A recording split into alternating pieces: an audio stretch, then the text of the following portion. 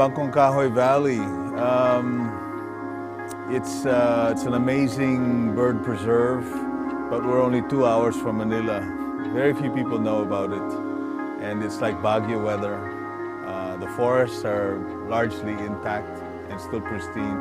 The bird life is amazing. The nest stewardship program, where we give bonuses, cash bonuses for locating bird nests, and then the local who finds the bird nest is then appointed as the guardian. So he has to make sure that the nest succeeds, that the eggs hatch and the nestlings fledge the nest. And so you get a bonus when you find the nest, and then you get a bonus when the nestlings fledge. It was a successful nest. And this is just to educate them and make them aware of the value, not financial value, but rather the intrinsic value, the beauty of bird nests and birds nesting. Malaki yung tulong ng bird photography sa pagsusulat ko. Ang isang pangangailangan kasi sa pagsusulat, kailangan marami kang naoobserbahan.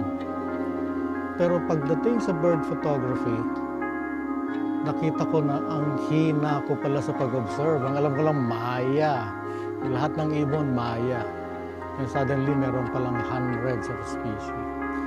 So, naka-apekto ito sa pagsusulat ko para lalong maging observant. Challenging field, unlike landscape, portrait, you control the subjects. But in this case, the birds they control you, so it's quite difficult really. You always think that you have gotten the best shot, then somebody comes along with a better shot. They're quite frustrated. So what I do is that I use the frustration as my energy to propel more to do better next time. When you speak of Birdman, you cannot put him into a small vacuum when it's just a birdman. He also is either a lawyer, he's either a chemist, he's a politician, he is something else aside from being a birdman. That impacts into the other side of that person. That's how it impacts. I cannot really tell you how specific it can be, but if you're passionate about something, it always affects the other things that you do in a positive light. Just do what we really wanted to do in the first place, to photograph these birds, present it to the people for awareness, do a book, help in the conservation. We want to make a difference, and we want to be a part of the solution to preserve and conserve the environment in general. So corporate social responsibility in the sense naman of the wild bird photographers of the Philippines is conservation. Unaware, you have beautiful photos, you share them, and when you say, ano niyan? You make people start getting curious as the first step. If they eventually make a second or third one, they're already there to help you in conserving whatever resource this is that you're so passionate about. You conserve the forest, you conserve the birds, and it works both ways. But you also help the residents who derive income from the forest. The most important collaboration is with the DMB, one of the agencies of DNR. We were tasked actually to photograph all the birds of the Philippines. They just have to give us access or information where to get photos of this bird. And the Philippine eagle was the first one.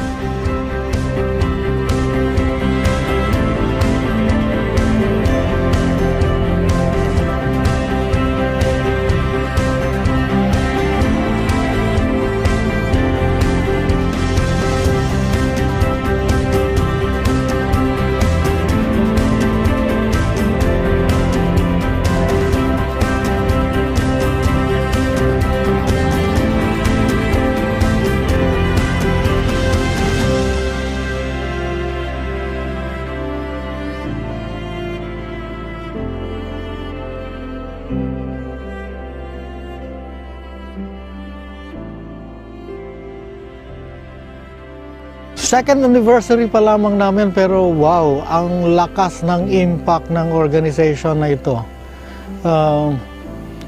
Mas marami ang namumulat o nagiging aware na kahit man lamang sa ang dami palang ibon sa Pilipinas at dapat na bigyan ng proteksyon ang mga ibon na ito. So para lamang doon matagumpay itong 2 taon ng WBPP. Last year, there was one simple contest, just one, and we are not this many. I guess we're just half the number of bird or members came.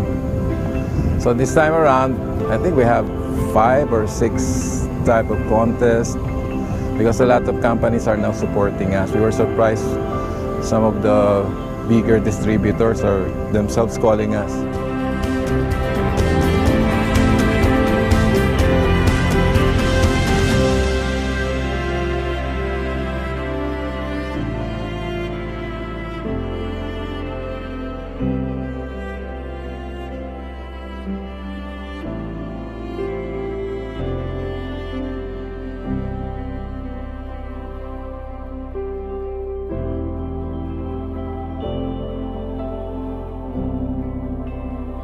One of my advocacies is to be able to obliterate what we call the tirador mentality in the Philippines, because many of the young boys and girls, they are taught to use slingshots or even air rifles, and some of them never graduate into proper boyhood or girlhood without shooting their first bird.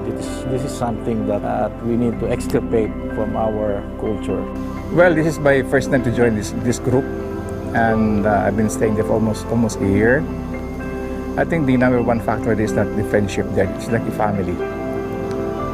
So I made friends here, and others will become my compadre. So I think I found a second home.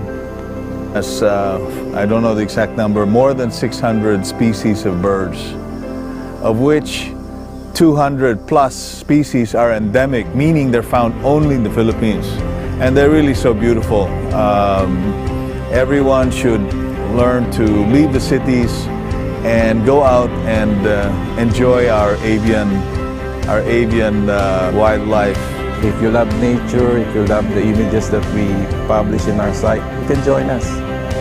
So, because I am thinking that a lot of these people that are now taking up the hobby, they just saw a photograph. I saw these bird photos, so beautiful. Maybe I can do this also. How